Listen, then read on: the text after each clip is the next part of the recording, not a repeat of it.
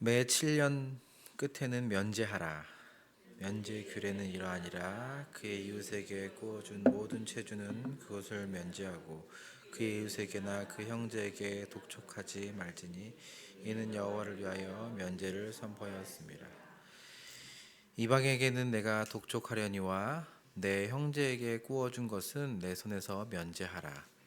내가 만일 내 하나님 여호와의 말씀만 듣고 내가 오늘 내게 내리는 그 명령을 다 지켜 행하면 내 하나님 여호와께서 내게 기업으로 주신 땅에서 내가 반드시 복을 받으리니 너희 중에 가난한 자가 없으리라. 내 하나님 여호와께서 내게 허락하신 대로 내게 복을 주시리니 내가 여러 나라에 구워줄지라도 너는 꾸지 아니하겠고 내가 여러 나라를 통치할지라도 너는 통치를 당하지 아니하리라. 내 하나님 여호와께서 내게 주신 땅 어느 성읍에든지 가난한 형제와 너와 함께 거주하든 그 가난한 형제에게 내 마음을 완악하게 하지 말며 내 손을 움켜 주지 말고 반드시 내 손을 그에게 펴서 그에게 필요한 대로 쓸 것을 넉넉히 구워 주라. 삼가 너는 마음에 악한 생각을 품지 말라. 곧 이르기를 일곱째 해 면제년이 가까이 왔다 하고 내 궁핍한 형제를 악한 눈으로 바라보며 아무것도 주지 아니하면 그가 너를 여호와께 호소하리니 그것이 내게 죄가 되리라. 너는 반드시 그에게 줄 것이요 줄 때에는 아끼는 마음을 품지 말 것이니라. 이로 말미암아 내 하나님 여호와께서 내가 하는 모든 일과 내 손이 닿는 모든 일에 내게 복을 주리라. 11절 함께 읽겠습니다. 시작. 땅에는 언제든지 가난한 자가 그치지 아니하겠으므로 내가 내게 명령하여 이르노니 너는 반드시 내 땅 안에 내 형제 중 곤란한 자와 궁핍함 자에 내 손을 펼칠지니라. 아멘. 2024년은 그 슈퍼 선거의 해라고 합니다. 지난 1월 이제 대만 선거를 시작으로 해서 사실 이란, 러시아, 인도, 남아공 또 우리나라도 이제 4월에 총선이 있고요. 이제 유럽뿐만이 아니라 이제 11월에 미 대선까지 정말 국제적으로 리더십을 세워가는 그야말로 슈퍼 선거의 해라고 합니다. 세상 나라가 이렇게 리더십이 바뀌는 것에 주목하는 이유는 누가 다스리는가, 지도자가 누구인가에 따라서 사실 달라지기 때문이죠. 그 나라를 대표하는 사람이 누가 있는가, 또 그 나라의 법이나 경제, 복지, 그런 제도가 어떠한가 한 사람에 따라서 좌우되기 때문에 그런 건 아니겠습니까? 그런 것을 통해서 이 나라가 어떻게 될지 또 세계 정세가 어떻게 될지 참 알 수 없고 특별히 올해는 더 기도가 필요한 한 해가 아닌가 싶습니다. 세상 나라도 어떤 이런 조건들 또 리더십들 그 안에 제도들 또 그 나라가 가지고 있는 자원들을 따라서 참 선진국으로도 분류되기도 하고 또 사실 그 나라가 어떠한 나라인지를 알 수 있는 것처럼 하나님께서 하나님 나라가 어떠한지를 드러내 보여주기 위해 이스라엘 백성을 택하셨습니다. 근데 이 나라의 특별함과 위대함은 단순히 지도자가 누구이냐 또는 이스라엘 백성의 능력이 어떠냐에 따라 달려있는 것이 아니라고 합니다. 오히려 하나님이 선택하신 이스라엘이란 나라의 특별함과 위대함은 그 백성이나 지도자에 있지 않다고 신명기에서 반복적으로 말씀하십니다. 하나님께서 오히려 이스라엘 백성들을 선택하신 이유 아닌 이유를 이렇게 이야기하는데 신명기서 7장 7절은 이렇게 말씀합니다. 우리 한 목소리로 읽어보겠습니다. 시작. 여호와께서 너희를 기뻐하시고 너희를 택하심은 너희가 다른 민족보다 수요가 많기 때문이 아니라 너희로 모든 민족 중에 가장 적으니라. 네. 단순히 숫자적으로만이 아니라 하나님께서는 세상 나라와 다르게 이스라엘을 선택하셔서 이스라엘을 통하여서 드러내 보여주신 하나님의 나라는 세상이 가진 것과 다른 것으로 이스라엘을 하나님 나라를 보여주고자 하십니다. 그렇다면 성경이 이 이스라엘이 위대한 이유에 대해서 무엇이라고 말하는가? 왜 이스라엘이 이렇게 아무것도 없는데 특별한가 위대한가?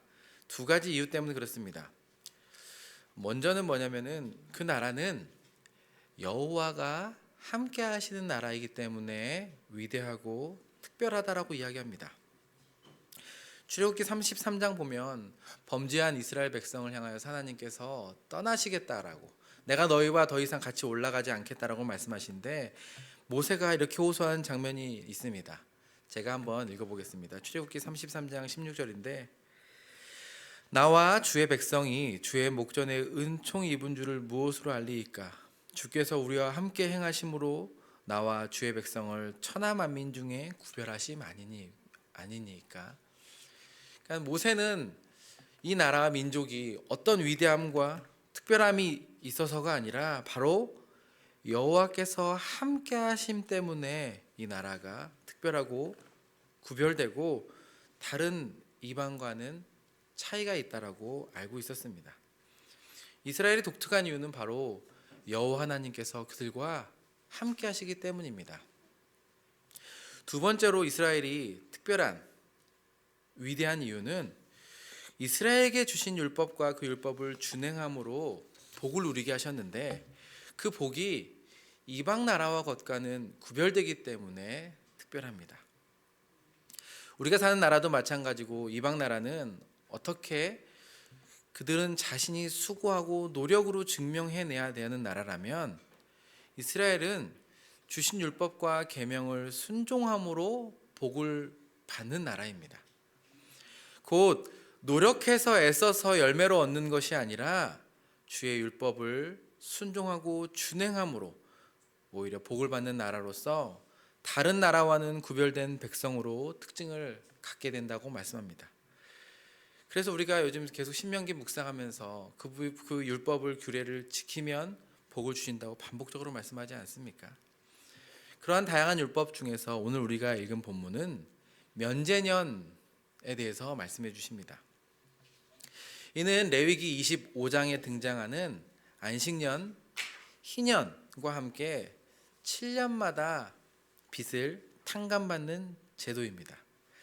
사실 그냥 본문을 이렇게 제목을 정하고 본문을 정하고 그 빚을 탕감해 준다는 것 자체만으로도 기쁘지 않습니까? 이 빚이 있으신 분들은 참 7년마다 이렇게 탕감해 준다는 소식만으로도, 특별히 요즘처럼 고금리 시대에 이런 제도가 있다는 것만으로 하나님 나라가 너무 좋지 않습니까? 저는 개인적으로 너무 좋은 나라다 생각해 보게 됩니다. 레위기 25장에서는 안식년과 해년에 대해서 이렇게 말씀합니다. 우리 한번 자막 보시면서 안식년에 대해서 한번 같이 읽어보겠습니다. 함께 읽겠습니다. 시작. 일곱째 해에는 그 땅이 쉬어 안식하게 할지니 여호와께 대한 안식이라. 너는 그 밭에 파종하거나 포도원을 가꾸지 말며 내가 거둔 후에 자라난 것을 거두지 말고 가꾸지 아니한 포도나무가 열매 맺을 거두지 말라. 이는 땅의 안식년이니라. 안식년의 소출은 너희가 먹을 것이니 너와 내 남종과 내 여종과 내 품꾼과 내 가축과 내 땅에 있는 들짐승들이 다 그 소출로 먹을 것을 삼을지니라. 이스라엘에게만 있는 독특한 제도인데요. 안식년에는 6년 동안 일꾼 경작을 멈추고 농사를 쉬어서 땅에게 안식을 줍니다. 하지만 단순히 땅이 누리는 안식만이 아니라 경작 수고하고 노동하지 않은 그 땅에서 나오는 소출들을 통해서 가난한 자들, 또 거류자들, 가축과 들짐승들이 그 소출로 먹을 것을 삼기 위함이라고 성경은 가르쳐 줍니다. 그리고 이어서 읽진 않았지만 희년은 그 7년을 7번을 보낸 뒤에 돌아오는 대안식년으로서 토지나 주택 등을 원래대로 되돌려서 자유를 누리는 해라고 알려져 있습니다. 이러한 전체적인 맥락 가운데 레위기에는 등장하지 않지만 오늘 신명기는 그들의 소산, 식물, 땅과 주택을 넘어서 빛의 자유, 면제와 탕감에 초점을 맞추고 있습니다. 특별히 오늘 본문은 빚을 면제해주고 또 베풀어주는 것에 대해서 내 손을 움켜쥐지 말고 펼치라 라고 말씀하시면서 적극적으로 이 면제년에 행해야 할 것을 말씀하십니다. 이 규례가 어떠한지 1절에서 3절에서 선포하고 있는데, 기본적으로 면제년의 규례는 이렇습니다. 이웃에게 구워준 빚을 면제년이 되면 그 빚을 면제하고 독촉하지 말라고 합니다. 그 7년이 구워준 날로부터 7년이 아니라 정해진 날인데 그 날이 되면은 빚을 다 탕감해 주고 또 그것을 독촉하지 말라고 하는 법입니다. 이 제도가 단지 빚을 탕감해 주는 것으로만 그치지 않고 오히려 오늘 본문을 읽어보면 이 제도를 통해서 하나님께서 우리에게 또 이스라엘 백성들에게 가르쳐 주고 싶은 몇 가지가 등장합니다. 가장 먼저는 빚을 빌린 자, 빚진 자, 채주와 채무자의 관계에 대해서 어떻게 바라봐야 되는지에 대해서 가르쳐 주십니다. 빚진 자, 가난한 자를 향한 우리의 시선이 어떠해야 되는지를 가르쳐 주십니다. 오늘 본문은 그 빚진 자에 대해서 처음에는 이웃으로라고 표현하지만 이어서 형제라고 말씀합니다. 사실 여러분, 돈을 빌려본 사람과 다르게 빌려준 사람 입장에서 돈을 안 갚는 사람이 얼마나 그 친한 친구도 아니 부모 자식 관계도 어떻게 보면은 관계가 깨어져 버리고 남이 되어지는 마당에 사실 오늘 본문은 그러한 대상을 향해서 이웃과 형제의 관계로 설정을 해줍니다. 제가 이제 여기 하남 153 교회에 와서 그 몇 번 겪었던 경험들인데 그 이제 교회가 이제 시작되면서 이제 제일 먼저 몇 가지 설정들을 저도 이제 그렇게 이렇게 처음 시작되는 교회에 있어 본 적이 없었기 때문에 교회에 이제 인터넷이 들어오고 인터넷 전화가 들어와서 드디어 저희 교회 전화 번호가 생긴 적이 있었습니다. 그래서 아실지 모르겠지만 저희 교회 번호가 이제 031-8028-1330입니다. 그런데 이제 그 번호로 교회로 전화가 오는 게 이제 몇 번 있는 거예요. 대부분 뭐 광고하고 홍보하는 전화가 대부분입니다. 그런데 이제 교회 지우라고 이렇게 묻는 전화가 몇 번 왔었는데 제가 그 전화 중에 하나가 교회냐고 묻는 거와 함께 이제 저를 알고 저를에게 전화로 온 거예요. 그래서 얼마나 또 반갑습니까? 혼자 사무실에 있는데 교회로 저를 찾아서 전화를 해주시는 성도님이 계신 줄 알고 반가워했는데 이제 얘기를 듣다 보니까는 자신의 형편이 너무 어려운 청년들이라는 겁니다. 그래서 제가 처음에는 제가 이해를 못하고 그래서 뭘 어떻게 해야 될지 몰랐었습니다. 그리고 저도 처음 혼자 사무실에 있는데 이 전화를 받고 어떻게 해드려야 될지 그냥 들으면 되는 건지 기도를 해드려야 되는 건지 몰랐습니다. 그러고 나서 전화를 끊고 이전 교회랑 이제 여러 동료들 교회를 이제 확인해 봤더니 이제 좀 구제를 찾아서 오시는 성도님들이나 주변 분들에게 뭐 빵이나 음료나 이전 교회는 빵이나 음료를 좀 이렇게 제공드렸다 하고 또는 이제 좀 이렇게 구제금을 두어서 방문하신 분에 이렇게 줬다는 얘기를 듣고 아 그렇구나 했는데 그 이후로도 몇 번이 그런 전화를 제가 받았습니다. 그 중에 한 분이 이제 그 사정을 이제 얘기를 듣는데 한 30분을 듣는데 너무나 어려운 상황이었습니다. 그래서 결론은 이제 그분이 지금 당장 먹을 곳이 없고 숙박할 곳이 없고 먹을 곳이 없다.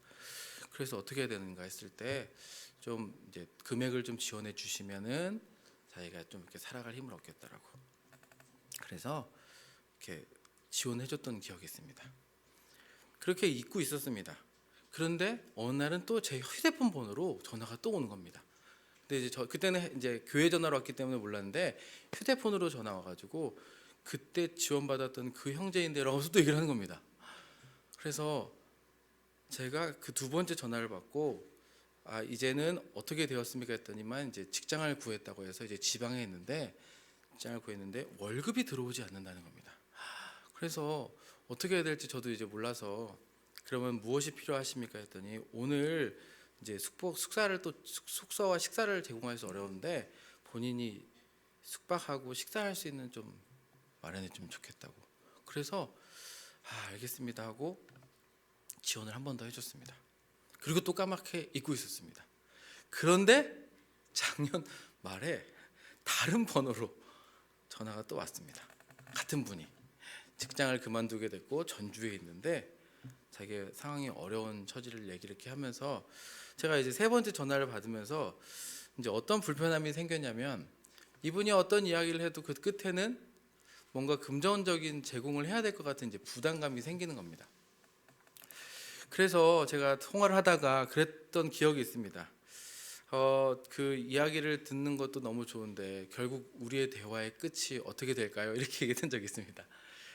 그랬더니 이제 그 형제님께서 정말 죄송한데 뭔가 도움이 필요하다는 결말이었습니다. 제가 그때 마지막으로 이렇게 또 도움을 조금이지만 드리면서 근데 제가 그런 이야기를 했던 기억이 있습니다.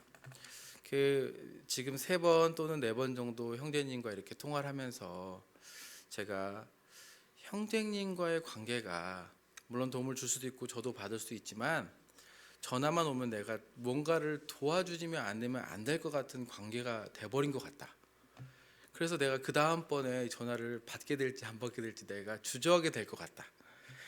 우리의 관계가 뭔가 도움을 주어야만 하는 관계로 설정이 된다면 어떻게 보면 이제 성도의 교제 안에서 줄 수도 있고 나눌 수도 있지만 세팅 자체가 뭔가 줘야 되는 관계로만 있다면은 우리 관계가 되게 불편하지 않겠냐 그렇게 얘기했던 적이 있습니다. 저도 사실은 뭐 그 금액이 작고 또 많고를 떠나서 누군가에게 도움을 준다는 것은 어떻게 보면은 어디까지 줘야 될지 어떻게 줘야 될지 또 그 관계가 그러한 관계로 지속되진 않을까에 대한 사실 불안함이 있었던 것 같습니다. 성경도 마찬가지입니다.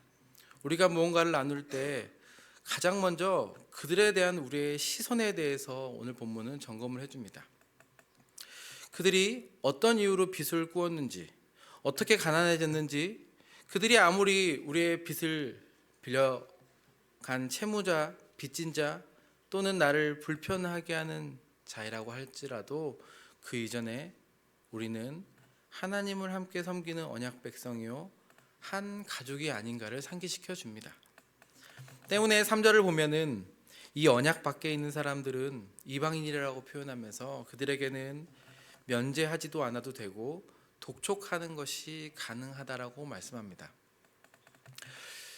그러니까 성경은 오늘 본문은 단순히 빚을 면제해주고 탕감받고 또 가난한 자가 회복되는 것을 넘어서서 이 빌려주고 빌리는 자의 관계가 어떠해야 될지를 우리로 하여금 한번 생각해 보게 한다는 것입니다. 이 빚진 자를 바라보는 시선에 대해서만이 아니라 뒤를 이어서 보면은 가난한 자들과 빚진 자들에 대해서 언약 백성으로 그 마음과 생각 또 행동을 어떻게 해야 될지도 가르쳐 주십니다. 손을 펼치라라고 이야기하는데 그 손을 펼치는 일이 결국에는 마음과 관련이 돼 있다라고 가르쳐 줍니다. 오늘 본문은 이 면제하는 행위, 손을 펼치는 것이 어떠한 일인지 손, 마음, 눈 이런 신체의 일부분들을 통해서 우리의 마음과 행동이 어떻게 연결되어야 되는지를 가르쳐 줍니다. 특별히 우리 7절과 8절 말씀인데요. 우리 한 목소리로 한번 읽어보도록 하겠습니다. 함께 읽겠습니다. 시작. 내 하나님 여호와께서 내게 주신 땅 어느 성읍에서든지 가난한 형제가 너와 함께 거주하거든 그 가난한 형제에게 내 마음을 완악하게 하지 말며 내 손을 움켜쥐지 말고 반드시 내 손을 그에게 펴서 그에게 필요한 대로 쓸 것을 넉넉히 구워주라. 어느 성읍에서든지 가난한 형제가 있다면 그 이유에 대해서 말하진 않지만 가난한 형제가 있다면 그들에게 마음을 완악하게 하지 말고 움켜쥐지 말라고 말씀합니다. 오늘 본문은 2가지를 하지 말라고 말씀합니다. 하나는 마음을 완악하게 하지 말라. 또 하나는 손을 어떻게 하지 말라고요? 움켜쥐지 말라고 말씀합니다. 이 2가지 금지는 다른 것이 아니라 하나입니다. 곧 마음이 완악한 것이 어떻게 표현됩니까? 손을 움켜쥐는 것으로 표현된다는 것입니다. 9절에도 계속적으로 악한 생각을 품지 말라. 궁핍한 형제를 악한 눈으로 바라보지 말라. 아끼는 마음을 품지 말라 하시면서 우리의 마음과 눈 이것이 우리의 손을 움켜쥐는 것과 펴는 것과 관련되어 있다고 말씀합니다. 즉 손을 움켜쥐는 것은 단순히 베풀지 않는 것이 아니라 그 마음이 완악한 것이고 악한 생각과 악한 마음으로부터 나오는 것이 손을 움켜쥐는 것이라는 말씀입니다. 율법으로야 참 이해가 되지만 인간적으로는 쉽지가 않습니다. 한번 생각해 보십시오. 여러분, 면제년에, 그래 면제년이니까 내가 탕감해 주겠어, 그리고 독촉하지 않는 것까지는 어떻게 해보겠어 라고 마음을 정할 수 있는데, 7절 이하를 보면은 단순히 면제하거나 독촉하지 않는 것을 넘어서는 것을 요구하십니다. 뭐라고 말씀하십니까? 손을 펴서 필요한 대로 넉넉히 구워주라고 말씀합니다. 아니, 지금 안 맞는 것도 다행인데 여기다 그 사람의 필요를 보고 더 구워주라고 말씀합니다. 9절에 보면은 한 걸음 더 나아갑니다. 앞서 말씀드린 것처럼 면제년은 빌린 해로부터 7년이 아니라 사실은 정해진 기간이 따로 있습니다. 그런데 면제년이 가까울 때 돈을 빌리러 온 이웃이 있다고 한번 생각해 보십시오. 내일이 탕감하는 날인데 오늘 빌리러 오는 사람들한테 무슨 마음으로 빌려주고 싶겠습니까? 누가 빌려주고 싶겠습니까? 하지만 오늘 본문은 면제년이 가까이 왔다고 해서 궁핍한 형제를 악한 눈, 여기서 악한 눈은 뭐겠습니까? 정말 빌려주기 싫은 눈 아니겠습니까? 인색한 눈 아니겠습니까? 그렇게 거절해서는 안 된다라고 말씀합니다. 오히려 그 다음에가 면제년이니까 더욱 거저주고 오히려 받지 않을 마음으로 빌려주라는 말씀입니다. 사실 우리는 본능적으로 우리의 것을 쥐고 확보하고 싶은 본성이 있습니다. 아무리 형제 자매고 교회 공동체이지만 우리는 어느 선까지는 우리가 베풀 수 있지만 그 넘어서는 사실은 과하다 생각하거나 주저되는 게 왜 없겠습니까? 그런데 오늘 본문은 우리의 형편과 상황을 모르시는 것이 아닐 텐데 그것을 넘어서서 움켜쥐신 손을 펴라고 말씀합니다. 그것도 정말 그 사람의 필요를 넉넉히 구워줄 수 있는 마음으로 펼치라고 말씀합니다. 그렇다면 어떻게 움켜쥔 손을 펼 수 있겠습니까? 앞서 말씀드린 것처럼 손을 움켜쥐는 것이 무엇과 연결되어 있다고요? 우리의 마음과 연결되어 있다면 우리가 움켜쥔 손을 펼 수 있는 것도 결국 우리의 마음이 바뀌어만 가능합니다. 이에 대해 두 가지 진리가 결국 우리의 마음을 변화시켜서 움켜진 우리의 손을 펼 수 있다라고 말씀합니다. 그 말씀이 어떤 말씀이냐면 우리가 읽진 않았지만 15장 15절에 기록된 말씀인데 이렇게 기록되어 있습니다. 우리 한번 15장 15절을 한번 읽어보겠습니다. 시작. 너는 애굽 땅에서 종되었던 것과 내 하나님 여호와께서 너를 속량하였음을 기억하라. 그것으로 말미암아 내가 오늘 이같이 내게 명령하노라. 아멘. 여러분, 안식년, 희년, 그리고 오늘 본문의 면제년까지 어쩌면 하나님께서 주신 모든 율법의 기초는 바로 이것입니다. 율법에 주신 목적은 이것입니다. 그것은 뭐냐면 하나님께서 애굽 땅에서 종되었던 우리를 속량하셨다라는 것으로부터 출발합니다. 우리가 하나님의 자비를 받았다는 사실에 기초합니다. 그분이 우리에게 먼저 손을 펼쳐 주셨다는 사실을 믿을 때 우리의 마음이 부드러워지고 움켜진 손을 펼 수 있다라고 성경은 말씀합니다. 잘 아시는 것처럼 마태복음 18장에는 1만 달란트 빚진 자가 100데나리온 빚진 자의 멱살을 잡고 흔들면서 주님께 책만 받는 장면이 나옵니다. 거기에는 마태복음 18장 33절에 보면은 결국 1만 달란트 빚진 자가 주님께 책망을 받는데 책망 받는 이유가 무엇입니까? 내가 너를 불쌍히 여겼는데 너는 그들을 불쌍히 여기지 아니함으로 말미암아 책망받지 않았습니까? 우리는 살아가면서 꿀 수도 있고 또 빌려줄 수도 있습니다.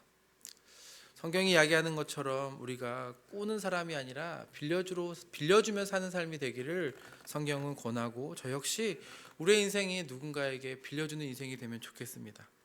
하지만 우리가 빌려줄 수 있는 것 그리고 그 빌려준 것들을 면제해 줄 수 있는 이러한 것은 바로 우리 주님께서 우리에게 먼저 손을 펼쳐 주셨고 우리가 그분의 불쌍히 여기심을 받았으며 그분의 자비가 우리 안에 있다는 출발이로 하여금 또 타인을 향해서 마음을 부드럽게 하고 그리고 그 자비를 펼칠 수 있게 한다는 사실입니다. 저는 그런 생각을 해봅니다. 아니, 기왕 복을 주실 거 이스라엘에게 가난한 사람이 없었으면 좋지 않겠습니까? 이스라엘 백성이 다 부유해서 꿀어 다닐 사람도 없고 꿀 사람도 이런 문제 자체가 없는 나라로 만드셨으면 정말 완벽한 나라 아니겠습니까? 하지만 하나님께서는 가난한 자를 없는 나라를 만든 것이 아니라 오히려 가난한 자를 통하여서 우리가 얼마나 큰 긍휼과 자비를 받고 있는 사실을 상기시켜 주십니다. 오늘 본문에는 이렇게 이 하나님의 긍휼을 받은 우리가 이 마음을 따라서 우리의 손을 펼칠 때 주실 풍성한 복을 또 이렇게 약속하십니다. 4절과 5절인데요. 우리 같이 한번 읽어볼까요? 시작. 내가 오늘 내게 내리는 그 명령을 다 지켜 행하면 내 하나님 여호와께서 내게 기업으로 너희 중에 가난한 자가 없으리라. 아멘. 정말 하나님의 약속은 우리가 이렇게 순종하면 가난한 자가 없어질 것이라고 말씀하십니다. 그런데 여러분, 우리가 이렇게 면제해 줬기 때문에 가난한 자가 없어지는 것일까요? 오히려 우리가 이렇게 면제를 해주기 때문에 가난한 자가 없어지는 것이 아니라 오히려 우리가 이렇게 순종할 때 하나님께서 복을 주셨기 때문에 가능하다라고 말씀합니다. 이 땅에 연약한 자들, 특별히 재정적으로 가난한 자들을 공동체 또 우리에게 주시는 이유가 이런 것이 아닌가 생각해 보게 됩니다. 앞서 말한 것처럼 이런 사람이 없는 나라가 정말 하나님 나라가 아니라 오히려 이런 자라도 하나님의 긍휼하심이 흘러가는 통로로 사용되고 이런 가난한 자들을 그러한 마음으로 손을 펼쳐서 돌볼 때에 하나님께서 또 그렇게 공급한 자들을 복 주시는 것을 경험할 수 있는 나라라는 것입니다. 또한 두 번째로 하나님의 이러한 구원을 단순히 그래 내가 이렇게 빚진 자니까 구원해 주셨으니까만이 아니라 그분이 나를 구원하신 그분의 동기를 깨달았을 때 우리의 마음이 부드러워지고 우리의 움켜진 손이 펼쳐집니다. 단순히 우리는 그래 맞아 하나님께서 나를 구원하셨으니까 내가 이렇게 해야지라고 생각하기 쉬운데 하나님께서 우리를 구원한 동기를 신명기 7장 8절에서는 이렇게 말씀합니다. 이것도 같이 한번 읽어볼까요? 시작. 여호와께서 다만 너희를 사랑하심으로 말미암아 또는 너희 조상에게 하신 맹세를 지키려 하심으로 너희를 인도하여 내시되 너희를 그 종 되었던 집에서 애굽 왕 바로의 손에서 속량하셨다. 하나님께서 우리를 그 애굽의 종 되었던 곳에서 속량하신 근본적인 동기는 우리를 사랑하시기 때문에 그렇답니다. 하나님께서 우리를 향해서 펼쳐주신 그 구원의 손은 단순히 능력의 손만이 아닙니다. 우리를 향한 정말 마치 아비가 어미가 자녀를 향해 내미는 손과 같이 그 마음이 담긴 구원의 손길이셨습니다. 사랑하는 성도 여러분, 그분께서 우리에게 펼쳐준 손을 바라보십시오. 그분이 우리를 건져주신 목적이 우리로 하여금 종살이에서 건져내셔서 자신의 뭔가를 또 더 시키려고 하신 것이 아니라 우리를 사랑하기 때문에 우리를 건져주셨다라고 말씀하지 않습니까? 그분의 동기는 이 사랑과 또 사랑하는 자녀와의 교제입니다. 그렇기 때문에 그 사랑을 알면 알수록 그분이 우리를 구원하신 그 마음을 헤아리면 헤아릴수록 우리 역시 누군가를 향하여서 움켜진 손을 조금 더 필 수 있는 힘과 능력이 이 진리로부터 온다는 사실을 여러분 믿고 기억하시길 바랍니다. 여러분, 우리가 손을 펼칠 때 우리는 맞다, 하나님이 나에게 이런 긍휼과 자비를 베푸셨지. 우리가 손을 펼칠 때 그 손을 펼쳐야 되는 대상을 향하여서 분노와 원망과 저주가 아니라 저들도 하나님의 긍휼과 사랑이 필요한 사람들이라는 것들을 깨닫고 나 역시도 그렇고 내가 이렇게 펼칠 때 하나님의 마음이 무엇인지 깨닫게 되는 것뿐만이 아니라 우리는 이웃을 향하여서 움켜쥔 손을 펼칠 때 이 땅에서 어떻게 살아가는지를 배우게 됩니다. 어떻게 살아가느냐고요? 그것은 바로 이 땅에서 우리의 삶이 나그네라는 것을 우리는 손을 펼칠 때 깨닫게 됩니다. 여러분, 초기 그리스도인들은 사실 아무것도 가진 것이 없었습니다. 하지만 그들은 예수 그리스도 때문에 그들의 신앙과 소속 모든 것을 변화했고 오히려 그 그리스도를 따라가는 사람들이 보면서 다른 사람들이 매력을 느꼈다라고 합니다. 사실 특별한 것이 아니었습니다. 그런데 그들은 스스로가 자신을 뭐라고 표현했냐면 나는 이 땅을 지나가는 나그네요 거류민이었다라고 표현했다고 합니다. 우리가 움켜쥐는 것은 단순히 재물을 움켜쥐고 내 재산을 보호하는 것도 있지만 어떻게 보면은 우리가 움켜짐으로써 오히려 우리의 소속이 이 땅입니다 라고 증명해내는 것이 될 수 있다는 것입니다. 초대교회 교인들의 성도들의 삶과 매력을 설명했던 한 글에서 이렇게 표현합니다. 그리스도인들은 자기 나라에 살지만 그들은 오직 거류민으로 살아갑니다. 그들은 다른 시민들처럼 모든 것에 관여할 권리가 있지만 외국인처럼 모든 것을 감내합니다. 그들에게 모든 외국 땅이 그들의 조국이고 자기들의 조국은 모두 외국 땅인 셈 같습니다. 여러분, 우리가 어떻게 이 땅에서 하나님 나라의 백성으로 살아갈 수 있겠습니까? 어떻게 오늘 받은 은혜가 우리를 하루 정말 살기 쉽진 않은데 어떻게 더 나아가서 이렇게 누군가에게 면제해주고 손을 펼칠 수 있게 해주겠습니까? 바로 우리가 어디에 속한지를 우리가 알아갈 때, 그리고 우리에게 움켜진 손을 펼칠 때 우리의 소속이 증명될 것입니다. 사랑하는 성도 여러분, 또 이렇게 한 해가 올해는 더 경기가 어렵다고 하지 않습니까? 어디서 나올 구멍이 없나 아무리 봐도 없고 빌릴 것도 없고 경제적으로 나만이 아니라 모두가 어려운 때 사실 더 움켜쥐고 허리를 졸라매서 살아가야 할 것 같은 이때, 근데 여러분 조금만 생각해 보십시오. 이보다 더 어려운 때도 하나님께서 우리 백성들을 먹이시고 입히시고 돌보시지 않았습니까?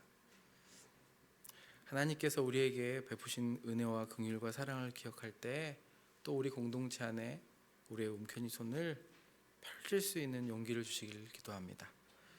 이 순종을 통해 또 우리가 맞다, 내가 이 땅에 나그네였지, 내가 여기서 잠깐 지나가는 삶이지, 또 나에게는 돌아갈 본향이 있지, 이러한 믿음이 우리 가운데 더 견고해지기를 주님의 이름으로 부탁합니다.